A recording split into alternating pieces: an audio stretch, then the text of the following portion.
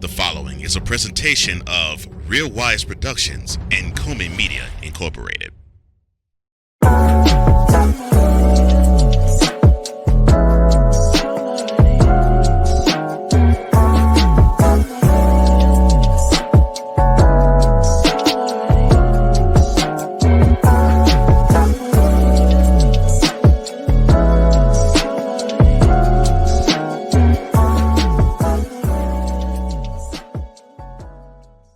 Kendrick Lamar performs Not Like Us in concert 5 times.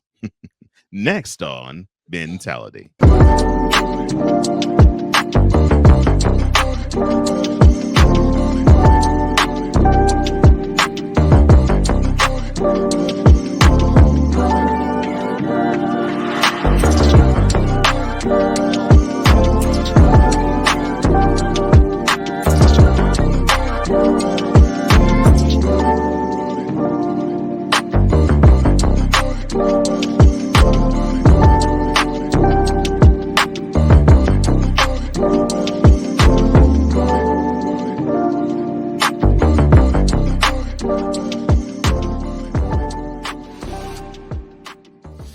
Welcome to another installment of Mentality, where iron sharpens iron in the realm of health, wealth, mental health, entrepreneurship, love, and brotherhood, all from a man's perspective. I am one of the co-hosts of this program called Johnson, aka the Mad Scientist, EP Extraordinaire, and the EP of all EPs. And I am joined as always by the other co-host of this program. The man is known as Wize, the man who is known as Mr. Stuck in My Mind, the man who is also known as King Patty, and the man that's also known as F Boston. Your boy and mine, Wize, aka Wise El Jefe. How you doing, my man? I'm doing good, my brother. I'm doing good. Can't complain.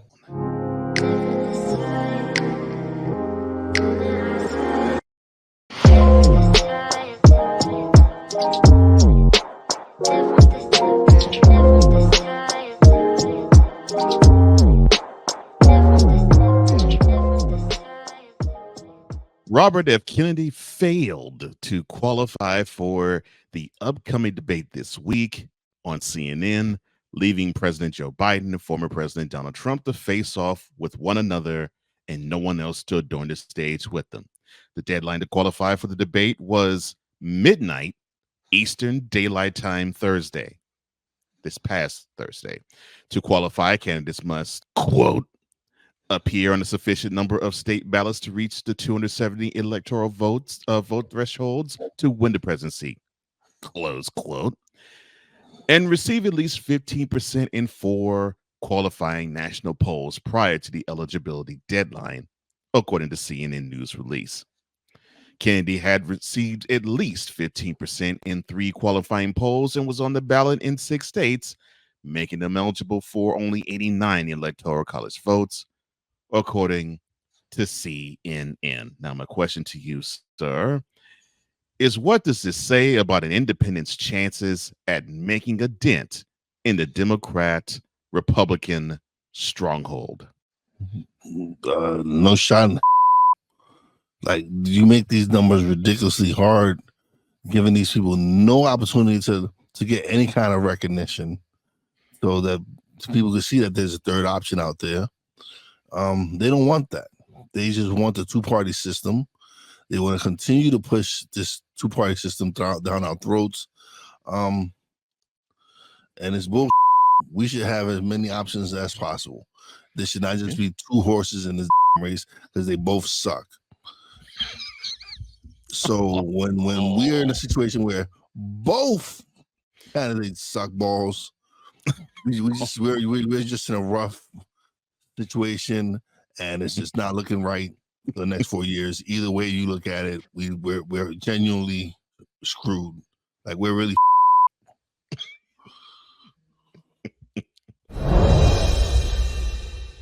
from one type of race to another. You have a guy in Marty Dolan who's looking at the possibility of trying to unseat the popular Representative Alexandria Ocasio-Cortez.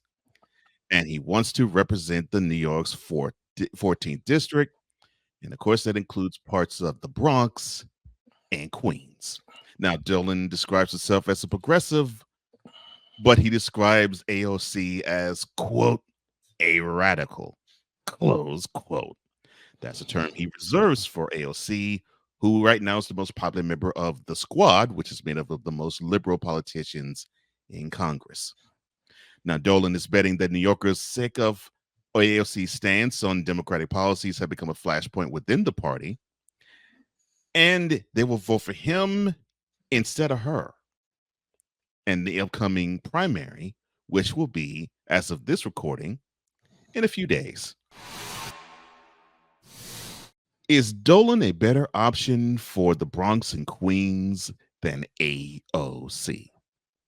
No. Dolan probably never spent a night in the Bronx or Queens. It was like the last guy before then who was living in Virginia, but representing that district. Yes. Before AOC took over? Oh, yeah. Yeah. At least she's from the district. She's from the district. Yeah. She's from the area, yeah. Dolan, where have you been? Where have you been, Dolan? Huh? You think this is a spot she's gonna give up? Bro, she's a fighter. You're in for a fight. And you're gonna lose. Because she's one of the most, listen, people might not agree with her views, but she knows what she's talking about. It's oh man. To me, she is the anti Marjorie Taylor Greene. And her and Jasmine Crockett are the future of the Democratic Party. Strong, independent women who voice their opinion and don't care what anyone thinks. The intrigue surrounding who former President Donald Trump will pick as his running mate grew last Thursday after political observers noticed a website combining one of those candidates with Trump's redirects to the former president's campaign website. Now, the ones that are on tap for being a vice presidential candidate, I've mentioned one of them, Marco Rubio. Also mentioned another one in Tim Scott. A long shot is Byron Donalds, who is a congressman, Republican congressman, and you have Governor 0.8%. Doug Burgham. It looks like there's talk that he actually might be the running mate for Donald Trump, and he seems to have what it takes to be that guy. And it seems like come 3 weeks from now, when the so he has no opinion. So he has no opinion. He's just a puppet. He'll do as his master tells him, basically. Right? That's what you're saying? Oh, wow. Yes, Master Trump. What you need me to do? You need me to fan your balls? Whatever? Oh, no. Oh, wow. Oh, goodbye, Governor 0.8%. Hello, Trump's puppet. But I shall ask this question to you. Do you think Governor 0.8%, or for those who don't know who that is the North Dakota governor, Doug Burgham. That is what Wize calls him, Governor 0.8%, because he only could garner that much when he was a presidential nominee and candidate on the campaign trail. Is he on the inside track to be Donald Trump's running mate? If you mean lackey, someone who will not stand up to Donald Trump, who will be, let's say, have no balls. you might as well give it to one to South Dakota. I think she got more balls than he does. So, no.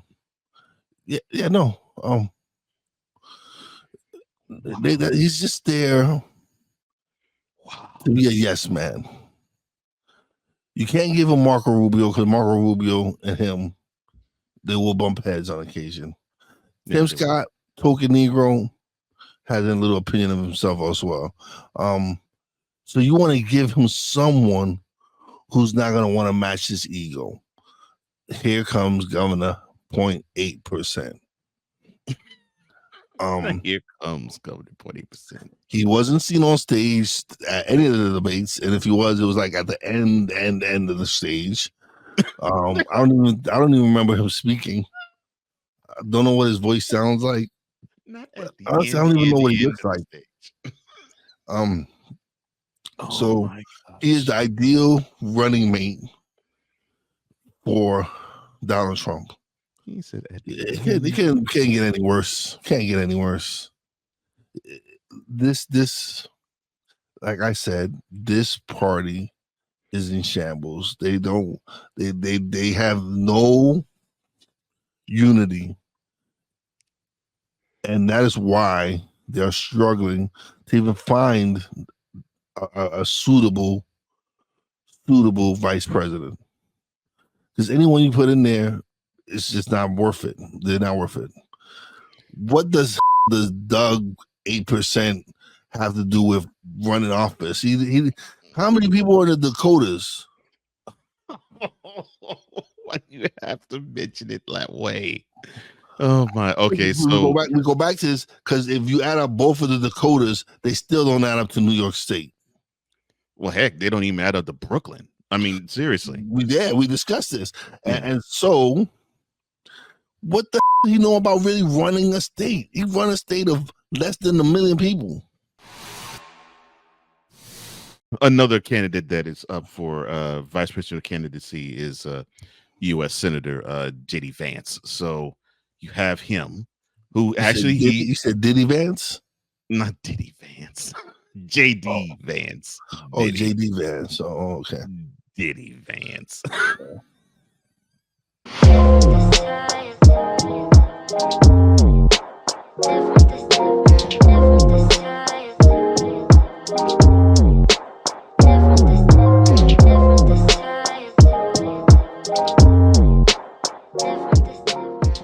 We're just getting started.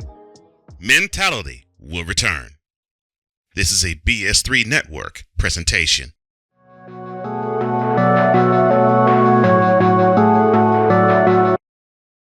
I want to do a TED Talk, but I don't have anything to talk about yet. I'm getting there. Life is for the living. We're not here that long. You can learn anything you want to learn without any money spent. What do I really enjoy? What do I really want out of life?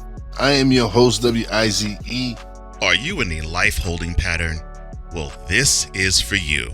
Welcome to the Stuck in My Mind podcast. Live every Monday, Tuesday, and Wednesday at 4 p.m. Central.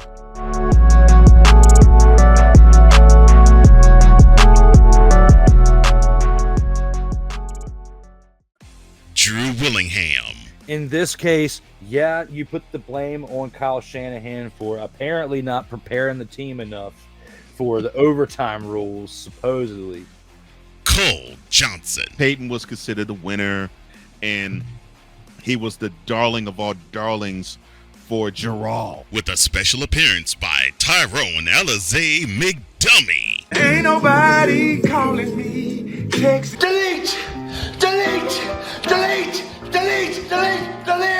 Join these two football enthusiasts as they give you Total Football Talk. Live every Monday at 4 p.m. Eastern, 3 p.m. Central on the Sertoba Media and the Comey Media YouTube channels.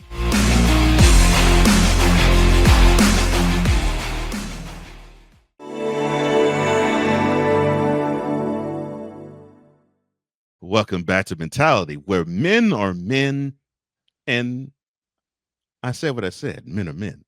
With Wize and Cole, I am Cole Johnson, and Juneteenth is a wonderful celebration that we had that now was a Texas celebration. Now it's a national federal holiday. But we're not talking about Juneteenth. We're talking about what happened the night on Juneteenth, and that was a special performance, a special concert in a special area, at least by the person who was the headliner. Now, who was this headliner and what was this concert? Well, welcome to Celebrity Style.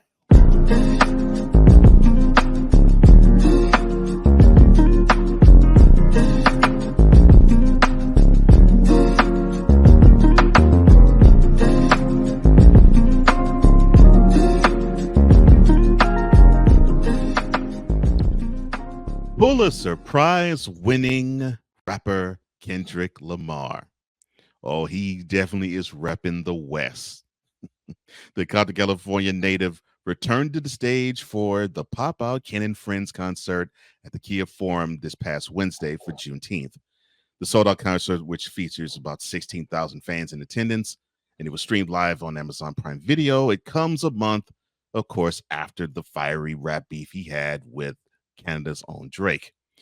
Though he opened his set with the diss track Euphoria, the night was more really about Los Angeles pride, as fellow California born musicians like Tyler, the Creator, Steve Lacy, former label mates from the supergroup Black Hippie, being Schoolboy Q, J Rock and Ab Soul, Ty Dolla $ign, the man who created the beat to Not Like Us, DJ Mustard, YG, Roddy Ricch, and Dom Kennedy all performed at the venue that night. But the set wasn't without a final dagger or two or three or four or five. Following California Love, performing it alongside Dr. Dre, who of course is a Southern California native as well, he probably began by saying, "I see dead people." And that began the first of 5 performances of the big time mega hit Not Like Us. Oh, yes. And so the Pulitzer Prize winner went on to perform it 5 times, telling the crowd between the encore performances, quote, "Y'all ain't gonna let anyone disrespect the West Coast, huh?" Close quote. Now, during the final encore, the rapper brought the night's performers on stage with individuals from various LA neighborhoods and gangs. And that was done as a show of unity. And they actually were on stage. It took many pictures, actually. I think it was like a minute's worth of pictures that they took with Kendrick Lamar in the middle of the gathering.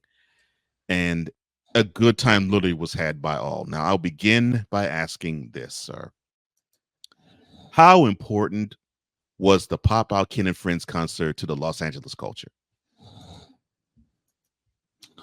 I guess it's a big thing for the Los Angeles culture.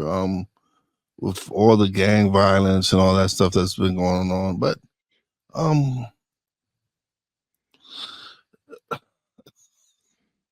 more interested in the fact that one diss song has united the West Coast so tight, yo. Man. All right, for those who didn't see the performance, because I got a chance to see it, I'm telling you, now my 2 favorite songs from Kendrick Lamar is Swimming Pools and All Right. And he performed All Right in Swimming Pools probably about it was in the first half, like a third of the way through his set. He performed them back to back.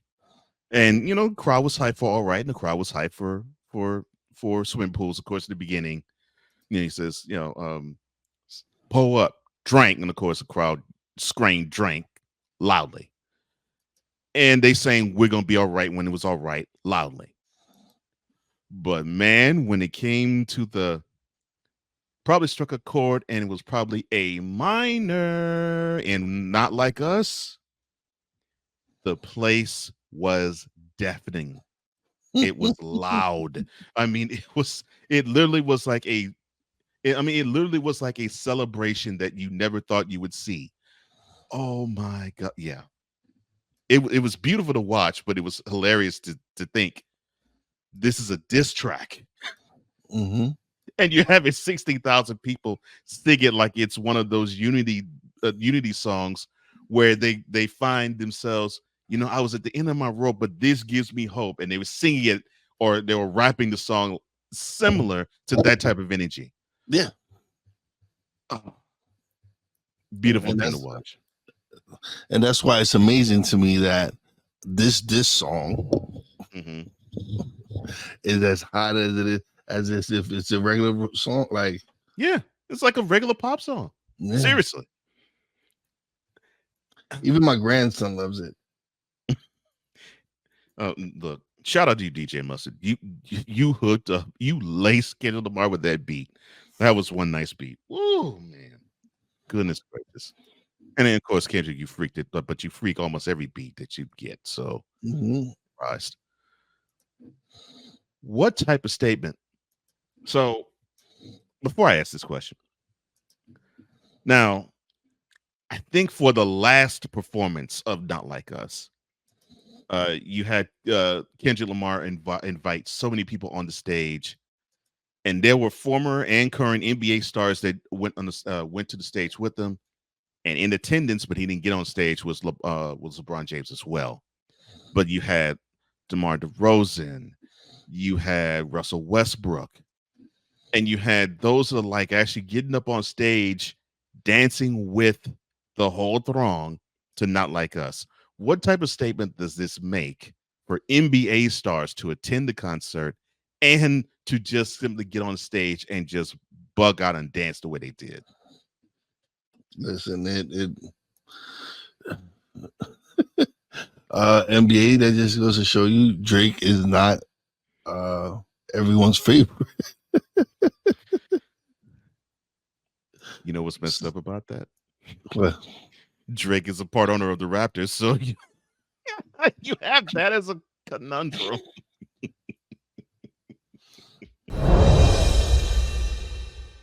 He began the set with Euphoria, and he changed a couple of lyrics to it.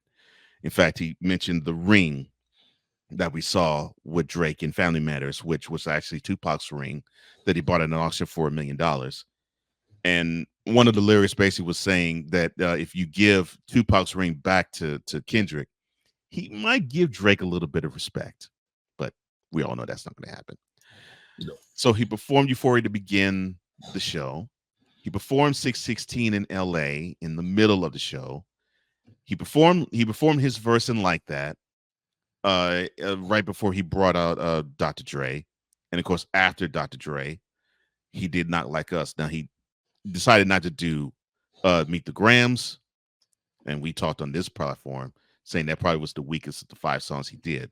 Yeah, but I think but to me it was still fire because it had a message to it, and I understood the rationale behind it. Yeah. It was more of a strategic play than wow, that's a bop. So I got that. So I wasn't expecting like what I expected with Not Like Us. Because I was hoping the next thing he dropped would be like that, and gosh, it was. So, do you believe Kendrick Lamar should have used the Drake diss tracks in the concert? Yeah, why not? They're hot. People want to listen. People want to hear it. First of all, I'm sure everybody wanted to hear Not Like Us when they knew he was going to perform. Mm-hmm. It's the hottest song out there. Yeah. Yeah. You'd be an idiot not to. Yeah, and one thing that Kendrick Lamar is not is an idiot. The dude's a sharp mind. All right, so this concert was one where you had, I guess you could say it was a hip hop moment. A hip hop stamp, because it was a straight hip hop performance, a straight hip hop gathering, and it just had that feel where it was like, well, it's not truly art, and I'm not saying that hip hop isn't art. Hip hop is art, but what I'm saying, it wasn't elaborate. Mm-hmm. It wasn't. The performance wasn't you had like 250 dancers, and you had a band of 25 people. No, it was literally 2 turntables, a microphone. Of course, you need to see the 2 turntables, Yeah. and it was an MC on stage spitting. That's what I mean by it was just a hip hop feel to the whole thing. What did this concert mean for, one, Drake's future, and 2, the future of the hip hop culture? I think Drake is gonna be fine. You know what I'm saying, Yeah. Ether was a fire track, and Jay still recovered and did what he did. So, and I think Ether is the best this track ever. And I'm a Jay fan, and I'm a big Jay fan. Yeah, I know. So, Brooklyn, you can't help but be a Jay fan. Yeah. I think Drake is gonna be fine. This is just put Kendrick above him as the best hip hop artist out, besides my boy J. Cole. Yeah. Who's still cold. Yeah.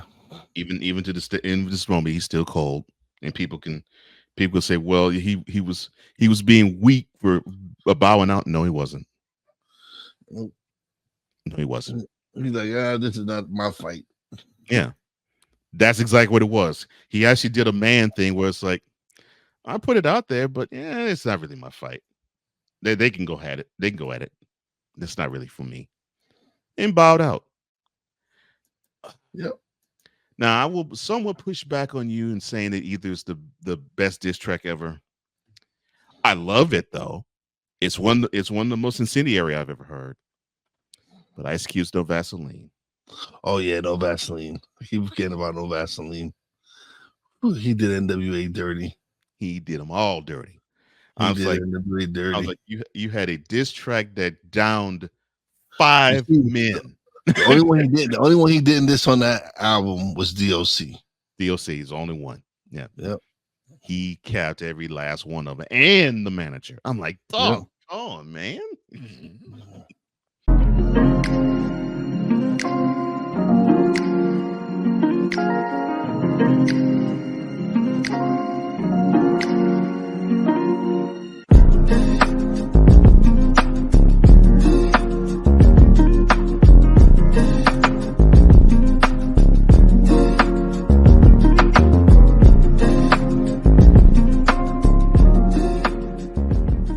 Mentality will be back in 2 and 2.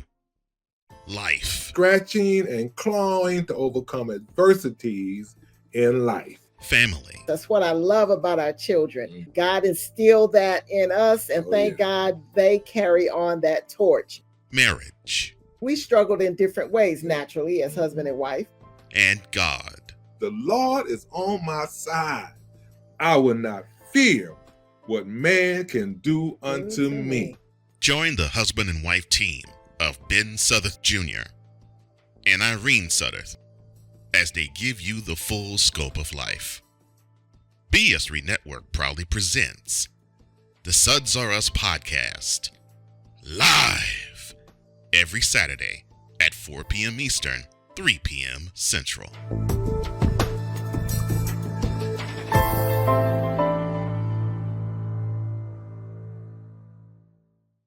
Join Ryan McCarthy. I became a Jets fan because Kermit the Frog was my favorite Muppet because he was green, and the Jets wore green.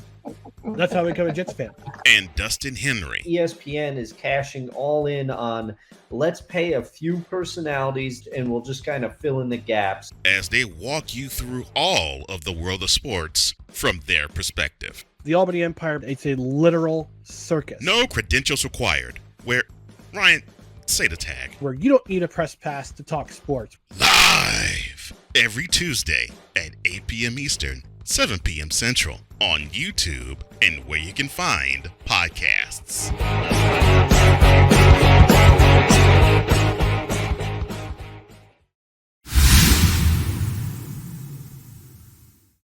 Welcome back to Mentality, where this is the platform and the place created for all men.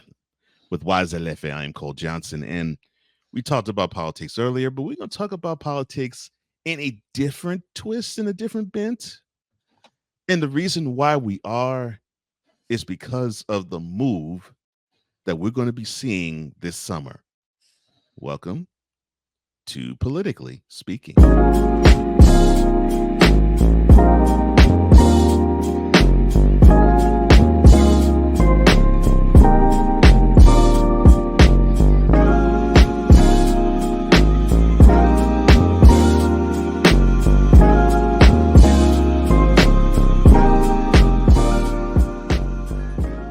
All right, content creators, get ready. The Democratic National Committee is giving content creators who are active on various apps a chance to showcase their online personas at their convention in August, housed in Chicago.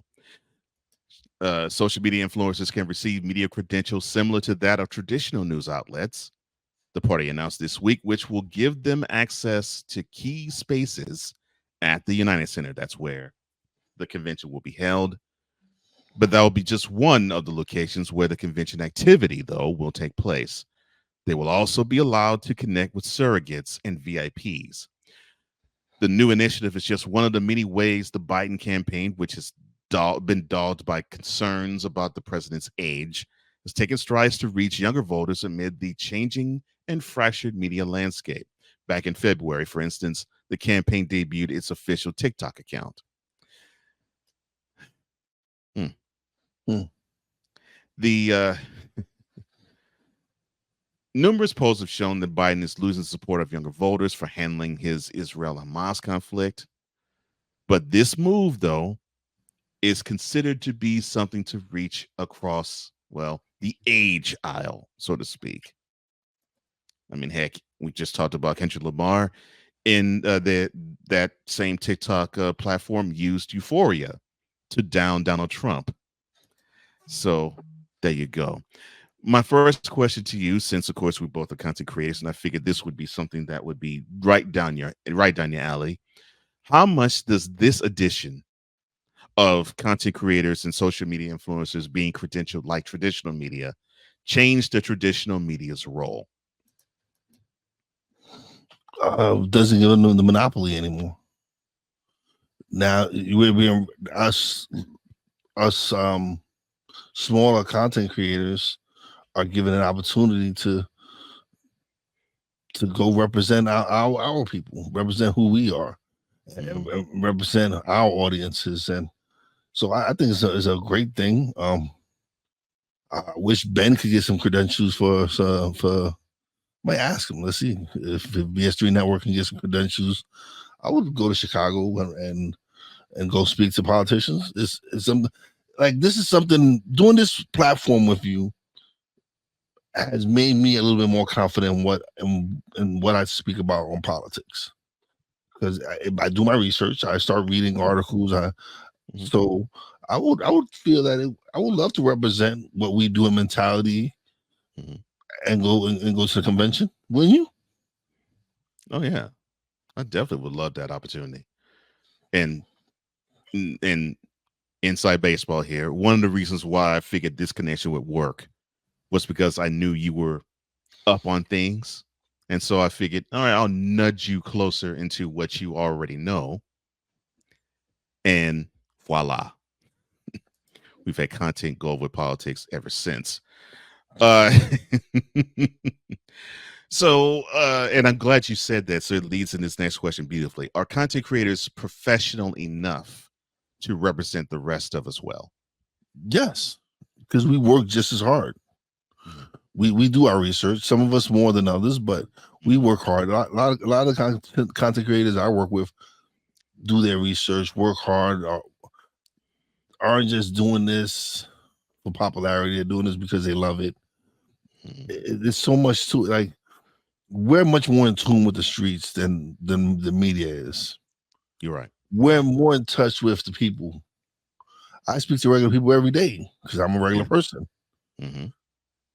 Media outlets can't say that. That's true. That is true. Considering that I work at one of the biggest national media outlets, and I can actually say that from this end, you're right.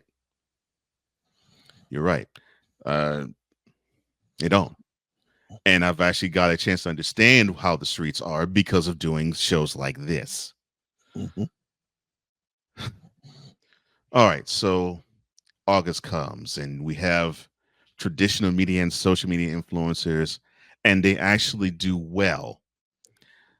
What happens in your mind if you were to actually see this unfold? What happens if this stint of having social media influencers and content creators credentialed, if it is successful?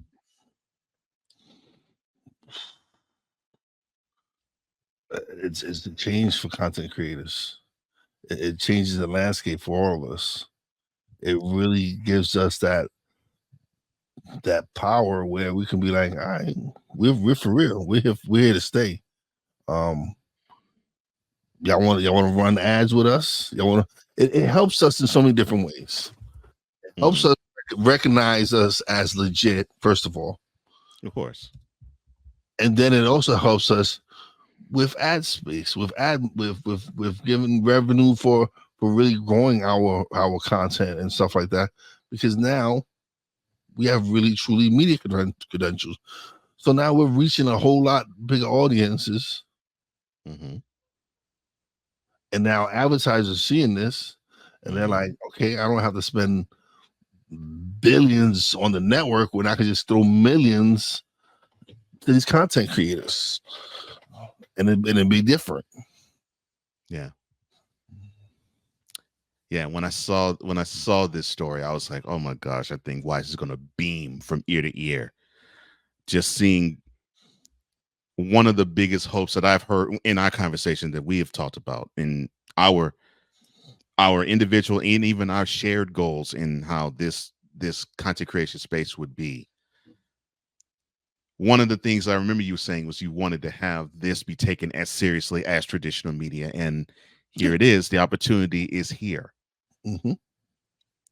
So how should social media influencers and the traditional media work together in this upcoming convention? Or should they work together at all? Yeah, why not? Why not? Yeah. Share content. Share, like, that's one thing that's great about us now is that we're able to share content with collaborating with other content creators and building relationships with other content creators. A lot. That's what a lot of y'all networks need to start doing, is reaching out to these content creators and hiring them.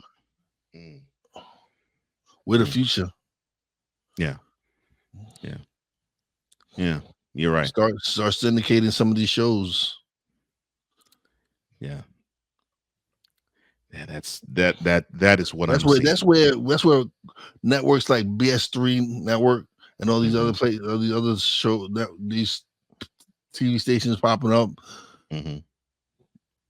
They're going out and they're getting these content creators, and they're giving these people a platform, and they're keeping in touch with the streets. Yeah, and it's a beautiful thing. Yeah, it is a beautiful thing, because I think for the longest time, and I think you touched on it, and I really believe for the longest time, and you're correct. I think a lot of people were looking at traditional media and they were seeing, I'm not being represented. And I think what we were starting to see in traditional media, there was more and more and more people, not just blacks. There was just more people in general that were saying, I'm not being represented. I'm not being seen. And now you have platforms like this and people like us, where people are now starting to say, well, wow, because of you, I am being seen. And when you can have that, I think, yes, when you have the magic. And I think that's where the real power comes. Yeah. Because I'll tell you this, traditional media, they want to have that appeal that, yes, they have the support of corporate America, but they also want to have the appeal that they talk to the streets too. Absolutely. You know, do not get it twisted. That is what they want, but they can get it a lot better from platforms like this. Yeah.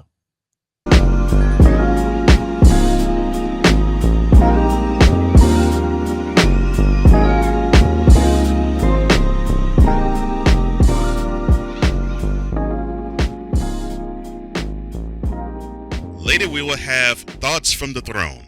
This is Mentality. Are you looking for something to do on your lunch break? Well, there's a show on the BS3 network that has only 4 words to say to you. We ready.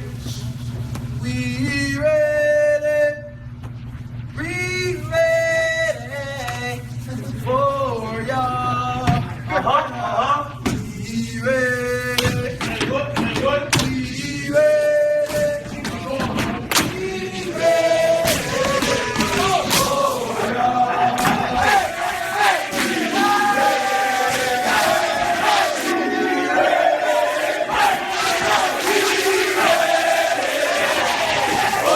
The Lunch Break, powered by JM&E.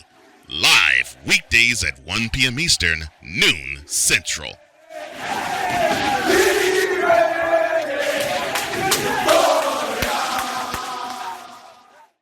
Whether it's news, the largest egg producer finds bird flu in chickens at a Texas plant, weather, devastating tornadoes rip through the heart of the United States, inspiration, a breast cancer survivor completed the journey of chemotherapy, and now begins a future one of matrimony, or sports. Michael Jordan is shown on a photo with Diddy. LeBron James has a video extolling the virtues of a Diddy party. This has been yet another beating a dead horse presentation. We got you covered. BS3 Network, in association with Comey Media Incorporated, proudly present The Morning Shift with Cole Johnson. Live every weekday at 8 a.m. Eastern, 7 a.m. Central.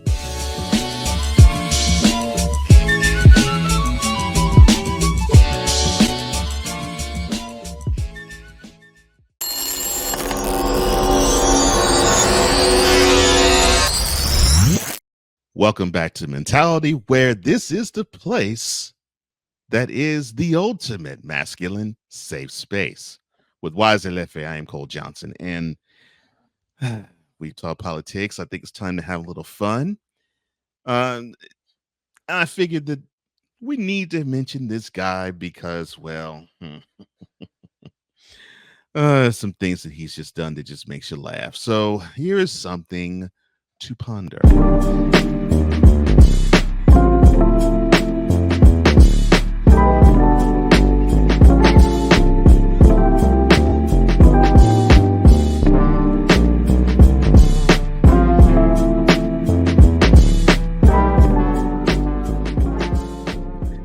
In the most subtle, low-key of ways, this 47-year-old revealed his diagnosis of kicking and beating cancer on the BFF's pod when his co-host took note of a scar on his neck. And the person revealing such a thing, Barstool Sports founder Dave Portnoy. Oh, yes. He proudly said, quote, "I beat cancer." Close quote. He went on to actually say a lot of other things too, saying, quote, "I've had a heart attack, cancer, and stung by bees. Beat it all. I went to a doctor, did a skin thing, they scrape it, and one of them came back cancerous. Got to take it out." Close quote. Now, I will begin by asking this question and rolling out the red carpet to you. How inspired do you feel by Dave Portnoy beating cancer?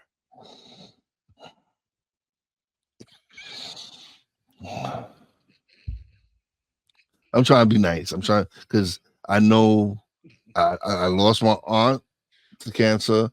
I lost my cousin to cancer. Lost another aunt to cancer. I got a cousin now battling cancer. Mm-hmm. So to me, I'm serious when it comes to cancer. Of course.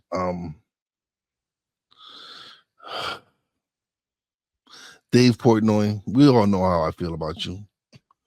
We know I think you're a piece of shit. That being said, even though you are a piece of shit, you do not deserve death upon you. So I'm gonna be the bigger man. and say, thank God that your cancer is in remission and you're here Yes. for me to still talk about. I'm grateful for that part. But you're still a piece of and you and Boston. And so, yeah, good thing that you're cancer free. God bless you, brother. No one should die that way. No one. You had to slip in the Boston dig. Yeah.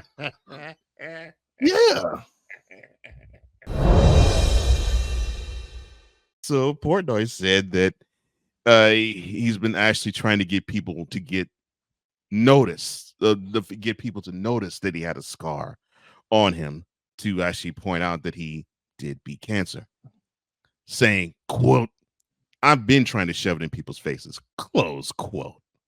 Now, see, when is that? It's when he say stupid shit like that, right? When he say stupid shit like that, that it kind of like makes me like maybe cancer should have got him. But I digress. Oh God, that is brutal. Oh, okay. Are you proud of him for beating all of those afflictions of a heart attack and being stung by bees and skin cancer? It was skin cancer? Yeah, it was skin cancer. Man, you should have got stung by more bees. I wish there were African killer bees that stung your. Stung by more bees.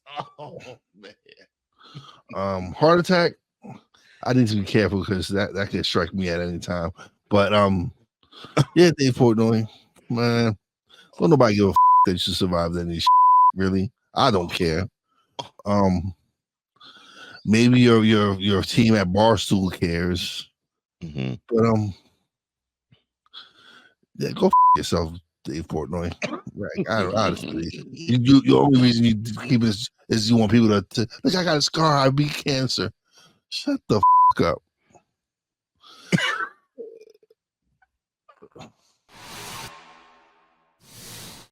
Get the out of here, man. Go take your slicey and go jump off a bridge or some man. Out of here. Oh my gosh. You were so brutal. I hate the fact that we both love pizza. Yeah, for those that don't know, Dave Portnoy actually goes to pizzerias around. Well, it used to be around the Boston area. I think now he goes around wherever he lives and rates pizza places. Yeah. I hate that fact. And I love pizza. I do too. But yeah. Yeah, we got something. Why does he seemingly seek this gratuitous attention? That is where I am at a loss. You can't help people from Boston. You just can't help them. They just the Bostonians. You can't help people from Boston. You just can't. You can't.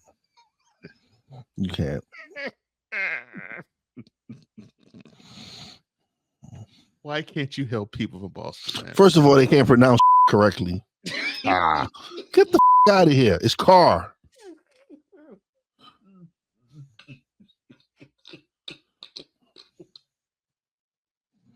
Oh gosh, No motherfuckers can't pronounce. Y'all say New Yorkers sound horrible. These motherfuckers in Boston sound like idiots. Oh my gosh. I remember when my cousin came from Boston and she came to visit and she cried and I'm like, what's wrong with you? What's wrong with you? Oh no. Not what's wrong with you. Yeah. It's car, not car.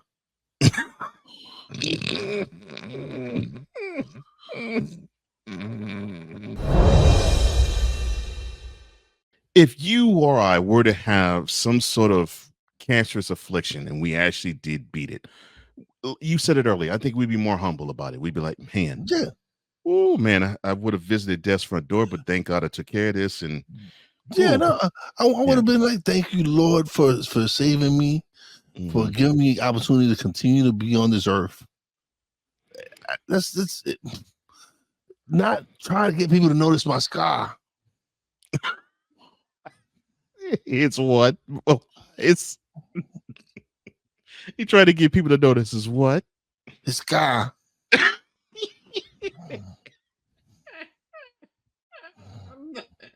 It's scar, you dumb. I think your hatred of Boston would go to another level, but it most certainly has now. Oh my God, this is beautiful.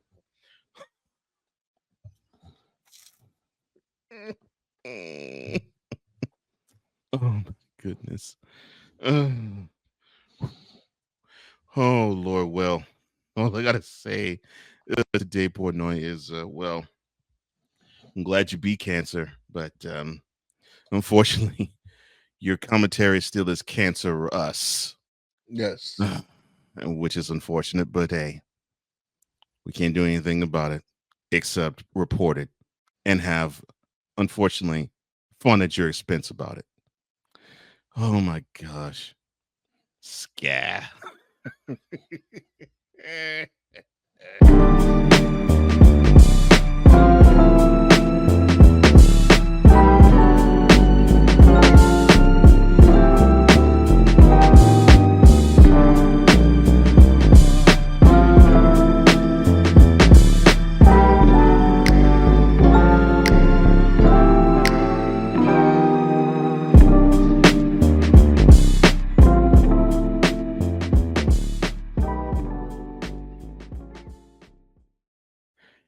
And now, thoughts from the throne.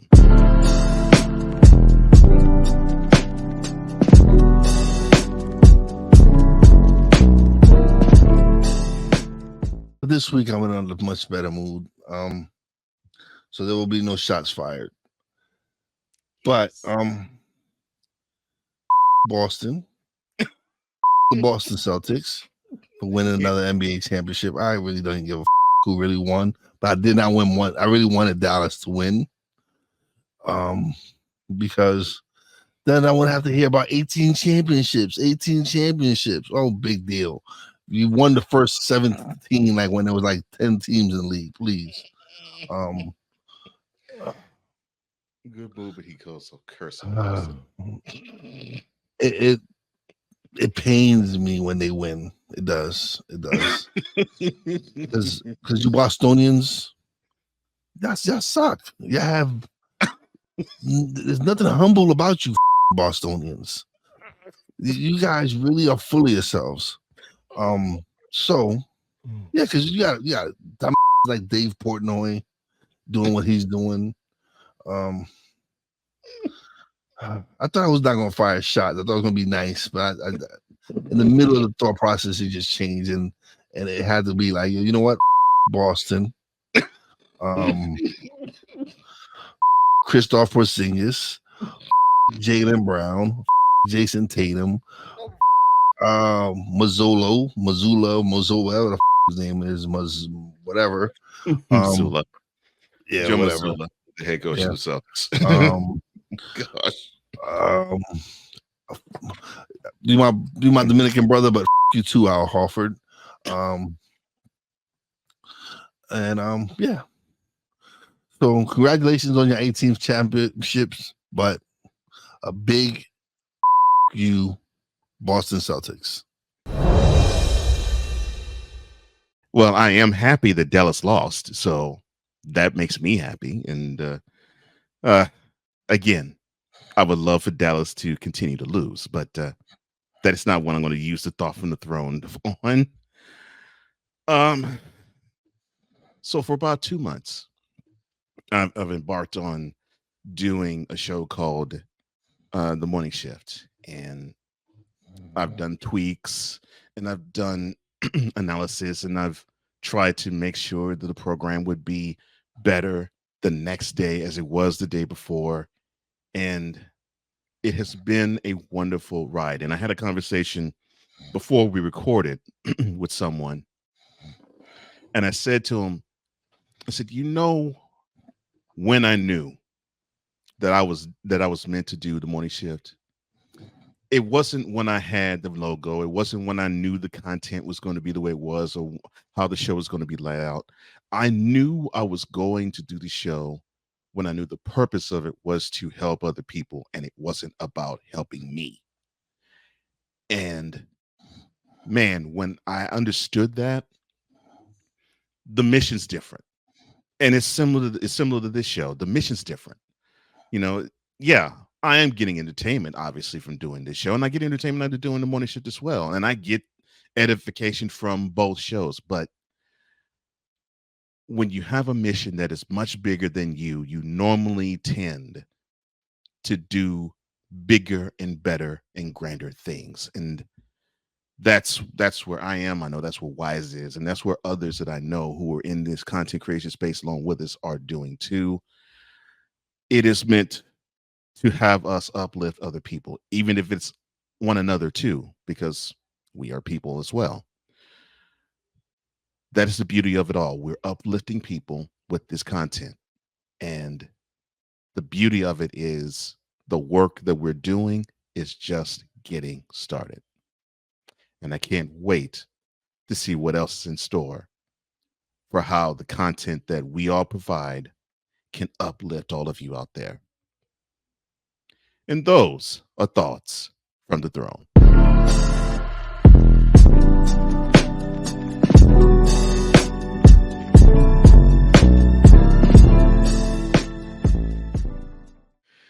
All right, sir. Do you have anything else before we let the mentality audience go? No, I'm good. I think I've probably pissed off enough people. So. Oh my gosh. This was as entertaining as I thought it was going to be. Oh my gosh. Look, everyone out there, thank you for liking. Thank you for sharing. Thank you for commenting as well. Thank you for subscribing. And thank you for hitting that notification bell so you can catch all content that comes and is emanated from the Real Wize TV YouTube channel and the Comey Media Incorporated YouTube channel. We appreciate the love and the support, and we send the love right back out to action.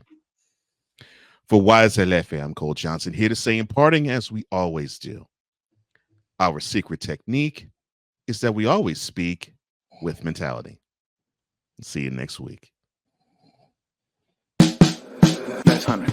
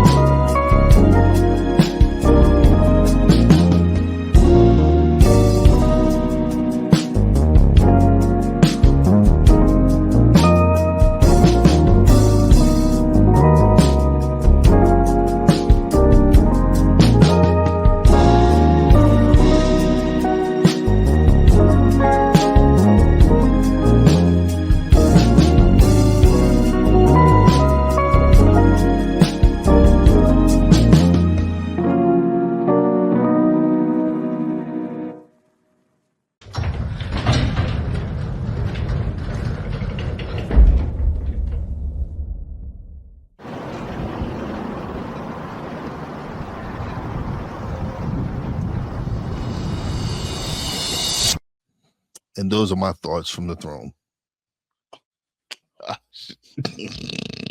This episode has reignited my drive and my hatred towards Boston. Oh Lord, you too much. Oh Lord, that's hilarious.